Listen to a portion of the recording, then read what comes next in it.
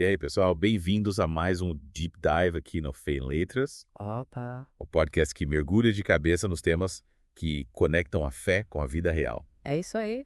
E hoje, Prepara o coração.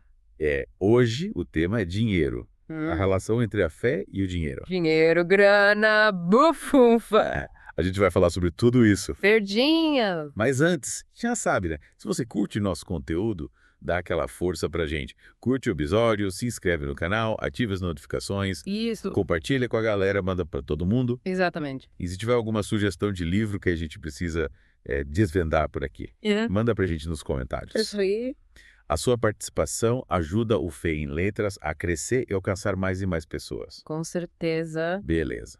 Mas vamos lá ao que interessa. A Bíblia fala muito sobre dinheiro, Fala bastante. riqueza, pobreza, e a gente vai desvendar tudo isso juntos, o que a Bíblia realmente ensina sobre como usar o nosso rico dinheirinho. Boa pergunta. Será que existe uma fórmula mágica para a prosperidade? É o que a gente vai descobrir. E o dízimo, como ele se encaixa em tudo isso? É verdade. Para me ajudar nessa missão, eu tenho aqui comigo o expert no assunto. Tudo pronto para desvendar os mistérios da fé e do dinheiro. Preparadíssimo. A gente vai explorar a Bíblia, desmistificar algumas ideias e te ajudar a construir uma relação mais saudável e equilibrada com o dinheiro com base nos ensinamentos cristãos. Show! Então vamos começar. E já que a gente está falando de dinheiro, me veio à cabeça um termo que a gente sempre ouve por aí. Qual? Mordomia cristã. Ah, tá. O que isso significa na prática? Boa pergunta. É comum a gente associar a mordomia só ao dinheiro, né? Mas vai muito além disso. Ser mordomo cristão é entender que tudo que temos, Certo. tempo, talento, saúde, bens materiais, é um presente de Deus. Uau. E a gente precisa administrar tudo isso com responsabilidade. Então quer dizer que eu sou tipo o gerente dos bens de Deus. Exatamente. Deus é o dono, a gente, os administradores. Responde. E como bons gerentes, a gente precisa prestar contas, né? Lembre de Adão e Eva. Deus os colocou no Jardim do Éden para cuidar da criação. Esse é o ponto de partida. Reconhecer que tudo pertence a Deus. Faz todo sentido. E o trabalho, como ele se encaixa nessa ideia de mordomia? O trabalho é parte fundamental da mordomia.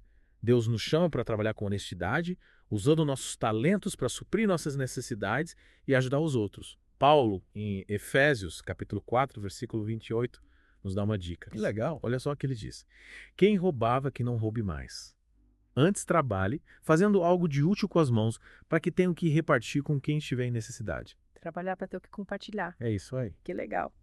Mas e quando a gente não administra as coisas direito? Digamos que a gente faz uns maus investimentos ou gasta mais do que ganha. Aí a gente tem um problemão. É. A parábola do administrador desonesto, em Lucas 16, é um alerta para a gente. Ela mostra as consequências da má administração, da falta de integridade. Deus espera que a gente seja fiel na administração dos bens que Ele nos confiou. Falando em administrar as finanças, me diz uma coisa, o dízimo é obrigatório para os cristãos? Afinal, a gente vê essa prática lá no Antigo Testamento, mas e hoje em dia? O dízimo é um tema que gera bastante debate, né? E para entender melhor, a gente precisa voltar um pouco no tempo. A gente vê a prática do dízimo muito antes da lei de Moisés. Em Gênesis 14, Abraão entrega a 10ª parte dos despojos de guerra a Melquisedeque, rei de Salém e sacerdote do Deus Altíssimo. Interessante. Interessante, né? Muito. Então o dízimo já rolava antes da lei. Já rolava. Mas qual era o propósito? Na lei mosaica, o dízimo tinha várias funções. Sustentar os levitas e sacerdotes que se dedicavam ao serviço no templo, manter o culto e ajudar os pobres e necessitados. Era uma forma de garantir o funcionamento da comunidade e o cuidado com os mais vulneráveis. E aí, Jesus, o que ele falou sobre o dízimo? Afinal, ele questionou várias práticas da lei, né? Em Mateus 23, Jesus critica a hipocrisia dos fariseus que se preocupavam em dizimar até temperos, mas esqueciam da justiça, da misericórdia e da fé.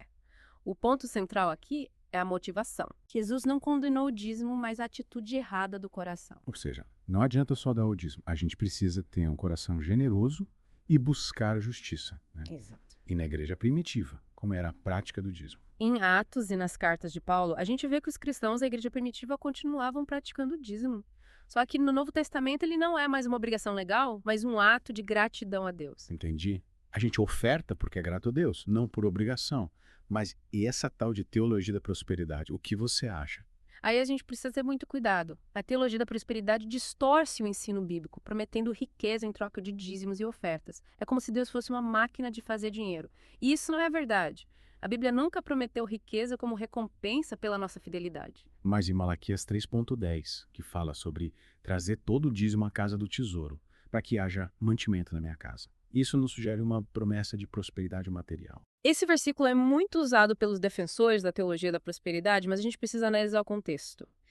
Malaquias estava confrontando o povo de Israel que roubava a Deus nos dízimos e ofertas. A ênfase não está em bênçãos materiais, mas na obediência e na confiança em Deus. Então a gente precisa ter uma visão equilibrada sobre dízimo e prosperidade, buscando o ensino correto da Bíblia. Falando nisso, o que a Bíblia diz sobre a ganância e o amor ao dinheiro. A Bíblia é bem clara. O amor ao dinheiro é a raiz de todo tipo de mal, como diz em Timóteo 6,10.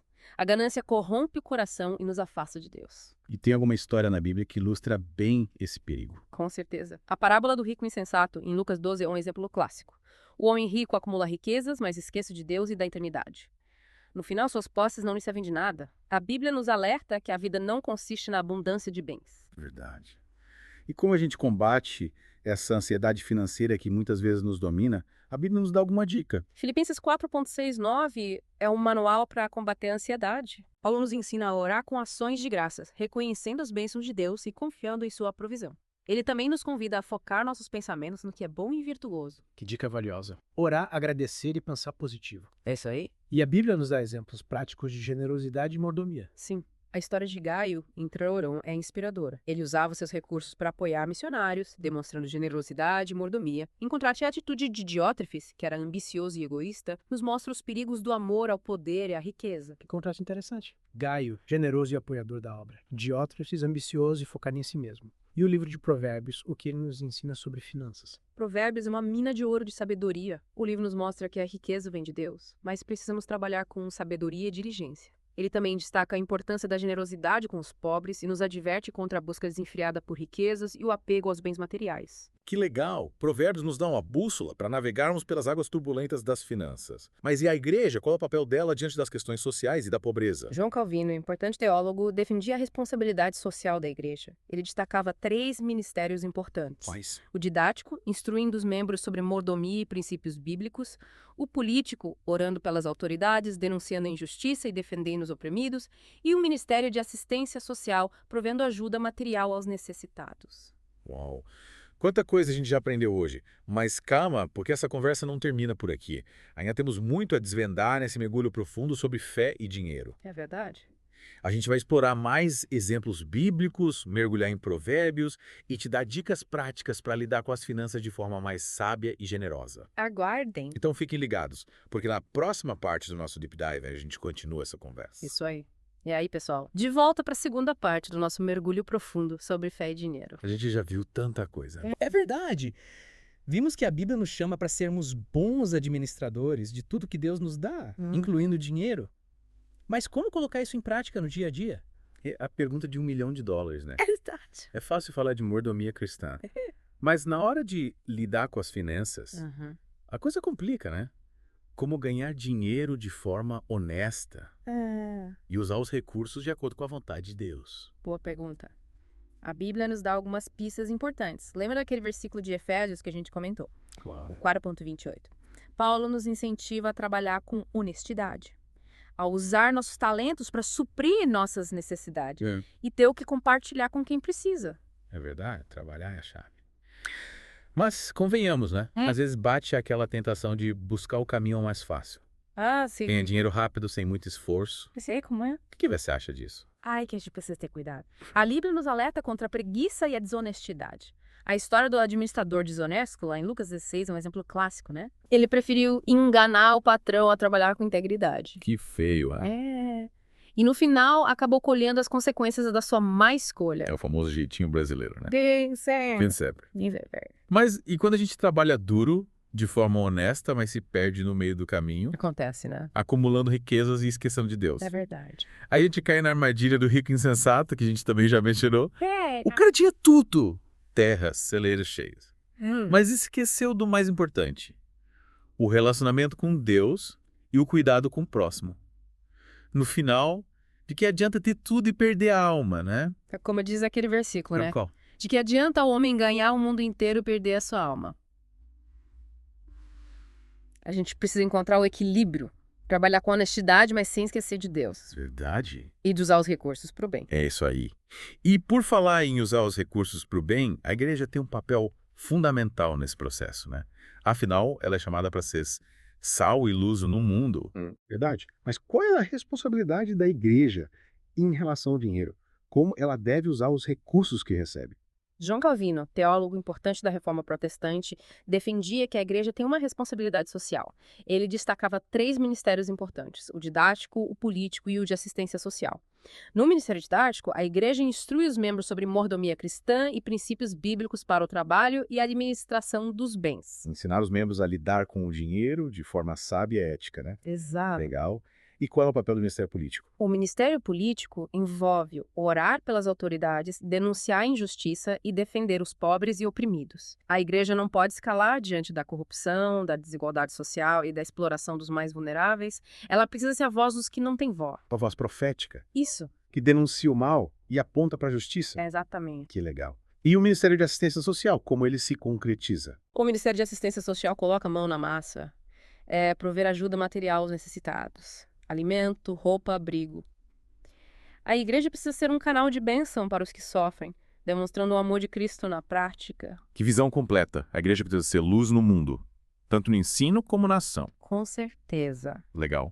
Mas, infelizmente, nem sempre a história da igreja foi um exemplo de boa administração, né? É verdade. A história da igreja também revela momentos obscuros em que a fé foi explorada para enriquecimento próprio. Paulo, nas suas cartas, já denunciava falsos mestres que buscavam lucro, transformando a palavra de Deus em mercadoria. E ao longo dos séculos, a gente vê outros exemplos de corrupção e abuso de poder dentro da igreja. É triste, né? Mas é importante a gente conhecer a história para não repetir os erros do passado. Verdade. E como essa exploração da fé se manifesta hoje em dia. A gente vê igrejas que promovem a teologia da prosperidade, prometendo riqueza em troca de ofertas. É uma distorção do evangelho, que explora a fé das pessoas, principalmente as mais vulneráveis. A venda de objetos abençoados, as promessas de milagres financeiros. Tudo isso são sinais de alerta. É preciso ter discernimento, né? Com certeza. Conhecer a palavra de Deus, buscar igrejas que pregam o evangelho genuíno e não cair em falsas promessas. É isso, Verdade. Mas mudando um pouco o foco, a gente falou de exemplos negativos. Sim. Mas a Bíblia também nos dá exemplos positivos de generosidade e mordomia, né? Com certeza. Lembra da construção do tabernáculo? É um exemplo lindo de generosidade e união. Em Êxodo 25, Deus convida o povo a contribuir para a construção do lugar onde ele habitaria no meio deles. E a resposta foi incrível. As pessoas doaram com alegria, ouro, prata, tecidos, tudo que tinham de melhor. Que lindo! Todos unidos com um único objetivo: honrar a Deus. Mas e os recursos para a construção, de onde eles vieram? Deus já tinha providenciado tudo. Quando os israelitas saíram do Egito, eles levaram consigo muitos bens. Era a provisão de Deus para a construção do tabernáculo. Olha só. Ele sempre se adianta e supre as necessidades da sua obra. Deus é incrível. Ele nos dá tudo em abundância para que a gente possa participar da sua obra. E essa generosidade do povo de Deus se repete em outros momentos da história, né? Sim. Em Atos 4, a gente vê a igreja primitiva vendendo suas propriedades e repartindo os recursos com os necessitados. Era um ato radical de amor ao próximo, inspirado pelo Espírito Santo. Eles viviam o verdadeiro cristianismo, colocando em prática os ensinamentos de Jesus. Que exemplo inspirador. A gente pode aprender muito com a igreja primitiva, né? Com certeza. Eles nos desafiam a sermos mais generosos, a usarmos nossos recursos para abençoar outras pessoas e fazer a obra de Deus. É isso aí. Esses exemplos da Bíblia nos mostram que a generosidade e a mordomia cristã não são apenas conceitos teóricos, mas um estilo de vida. É usar tudo que Deus nos dá. Tempo, talentos, recursos, para honrá-lo e abençoar o próximo. Verdade. Mas e quando a gente se depara com a pobreza, a miséria, a injustiça, qual a postura que o cristão deve ter? A gente fecha os olhos, finge que não vê, ou se envolve de alguma forma. A Bíblia nos chama a compaixão e a ação. Em Provérbios 22,9, lemos: Quem é generoso será abençoado, pois reparte seu pão como pobre. Deus se agrada daqueles que se importam com os necessitados e usam seus recursos para ajudá-los. Ajudar o próximo é um mandamento de Deus, né? Mas além da ajuda material, o que mais a gente pode fazer? A igreja precisa ser uma voz profética, denunciando a injustiça e defendendo os oprimidos. João Calvino, que a gente já mencionou, defendia que a igreja não podia se calar diante do abuso de poder e da exploração dos pobres. A igreja não pode se omitir. Ué? Ela precisa ser sal e luz no mundo. Verdade. Levando a mensagem do evangelho e lutando por justiça social. Com certeza. A igreja tem uma missão importantíssima: ser as mãos e os pés de Jesus, levando esperança e transformação ao mundo. Que legal. Quando a gente se sente ansioso, preocupado com o futuro, especialmente quando as coisas não vão bem financeiramente, É se bem como é. o que a Bíblia nos ensina sobre como lidar com a ansiedade? Filipenses 4:6 e 9 é um bálsamo para a alma nesses momentos. Olha só. Paulo nos ensina a levar tudo a Deus em oração, com súplicas e ações de graças. Ele também nos convida a focar nossos pensamentos em tudo que é verdadeiro, nobre, justo, puro, amável, de boa fama. Se houver algo de excelente ou digno de louvor, isso pensai. Que conselho poderoso. Orar, agradecer e focar no positivo é um antídoto para a ansiedade, né? Sem dúvida. E quando a gente confia em Deus, Ele nos dá a sua paz que excede todo entendimento. A paz de Deus nos guarda de todo medo e ansiedade. Verdade. Mas e que quando as coisas não acontecem como a gente espera? Quando os planos fracassam, as dificuldades persistem. E a gente se pergunta, cadê Deus nessa história toda? A história do profeta Abacuque nos ensina muito sobre isso. Ele viveu em tempos difíceis, viu seu povo ser invadido e levado cativo, ele questionou, reclamou com Deus, mas no final encontrou a resposta, a fé. Abacuque nos ensina a confiar em Deus mesmo quando não entendemos os seus planos. E qual foi a conclusão dele? No capítulo 3, versículos 17 e 18, ele declara: ainda que a figueira não floresça, a videira não dê uvas, a colheita da oliveira falhe e os campos não produzam alimento. Ainda que as ovelhas sejam extintas dos currais e os bois não haja nos estábulos. Todavia, eu me alegrarei no Senhor e exultarei no Deus da minha salvação. Que declaração poderosa! Mesmo diante da perda, da escassez, ele escolheu se alegrar em Deus. É nesse ponto que a nossa fé é provada, né? Quando tudo ao nosso redor parece ruir, mas a gente pega a rocha inabalável que é Cristo. Exatamente. A fé nos sustenta nos momentos difíceis, nos dá esperança quando tudo parece perdido, e é essa fé que nos impulsiona a viver de forma generosa, a usar os recursos que Deus nos dá para abençoar outras pessoas e fazer a sua obra. Que lição incrível. Mas ainda temos muito a explorar nesse mergulho profundo sobre fé e dinheiro. Com certeza. Na próxima e última parte, vamos mergulhar em Provérbios e descobrir as pérolas de sabedoria que esse livro nos oferece sobre finanças. Fiquem ligados. E aí, pessoal? De volta para a última parte do nosso mergulho profundo sobre fé e dinheiro. Chegamos na reta final. Nas partes anteriores, a gente explorou a Bíblia, desvendou a ideia de mordomia cristã Isso aí. e viu exemplos incríveis de generosidade e até de alguns tropeços ao longo da história. É verdade. E para fechar com chave de ouro, a gente vai se aventurar no livro de Provérbios e descobrir o que ele nos ensina sobre como lidar com as finanças. Preparados. Preparadíssimos. Provérbios é um manual para a vida, né? É repleto de conselhos práticos e sábios que se aplicam a todas as áreas, inclusive as nossas finanças. Inclusive, E uma das primeiras lições que a gente encontra é que a riqueza, embora venha de Deus, não cai do céu. verdade. É preciso arregaçar as mangas e trabalhar com sabedoria e diligência. Então, nada de ficar esperando um milagre financeiro cair na conta bancária, né? É isso aí. É preciso ter iniciativa, trabalhar com afinco e buscar a direção de Deus para prosperar. Exatamente. Mas e quando a gente se esforça, trabalha duro, mas o dinheiro parece que some, o que Provérbios nos ensina sobre como lidar com essa situação. Provérbios nos dá um toque importante sobre a necessidade de planejamento e controle dos gastos. Em Provérbios 21:20, lemos: tesouro precioso e azeite há na casa do sábio, mas o homem insensato os esbanja. Ou seja, é preciso ser estratégico, evitar compras por impulso e ter uma reserva para imprevistos. Planejamento é a palavra-chave. Gastar menos do que ganha, ter uma reserva para emergências. Mas e quando a gente se depara com a necessidade do próximo? Como equilibrar a responsabilidade financeira com a generosidade? Provérbios também nos incentiva a generosidade, mostrando que ela atrai a bênção de Deus. Em Provérbios 11:25 encontramos essa promessa: a alma generosa prosperará e aquele que atende também será atendido. É um ciclo virtuoso. Quando somos generosos, Deus nos abençoa e nos capacita a sermos ainda mais generosos. Que legal! Mas a Bíblia também nos alerta sobre o perigo do amor ao dinheiro, né? Como Provérbios aborda essa questão. Provérbios é bem direto ao afirmar que quem confia em suas riquezas cairá, mas os justos florescerão como a folhagem. Provérbios 11:28. O amor ao dinheiro é uma armadilha que pode nos levar à ruína espiritual e material. É preciso ter cuidado para não colocar o dinheiro acima de Deus e dos relacionamentos. É como diz em 1 Timóteo 6,10. Porque o amor ao dinheiro é a raiz de todos os males, e alguns nessa cobiça se desviaram da fé e se traspassaram a si mesmos com muitas dores. É fundamental manter o foco em Deus, buscando o seu reino em primeiro lugar e confiando na sua provisão. Com certeza. Buscar a Deus em primeiro lugar, confiar que Ele superará todas as nossas necessidades e usar os recursos que Ele nos dá para abençoar o próximo e expandir o seu reino. Essa é a essência da mordomia cristã. E quando a gente se sente desanimado, com medo do futuro, especialmente em tempos de crise financeira, o que a Bíblia nos diz sobre como lidar com esses sentimentos? A história de Jó é um exemplo poderoso de perseverança em meio à adversidade. Ele perdeu tudo. Riquezas, filhos, saúde, mas se manteve firme na fé. E no final, Deus o restaurou e o abençoou abundantemente. Jó nos ensina que as dificuldades são passageiras e que Deus é fiel para nos sustentar e nos abençoar, mesmo nos momentos mais difíceis. Jó nos inspira a confiar em Deus, mesmo quando a gente não entende o que está acontecendo. A fé nos sustenta e nos dá esperança para seguir em frente. E para finalizar nosso mergulho profundo, eu queria destacar a importância da gratidão. Agradecer a Deus por tudo que Ele nos dá, tanto nas épocas de fartura como nas de escassez. A gratidão transforma nosso coração e nos aproxima de Deus. É verdade. A gratidão nos ajuda a reconhecer a bondade de Deus em todas as circunstâncias. E assim chegamos ao fim da nossa jornada sobre fé e dinheiro.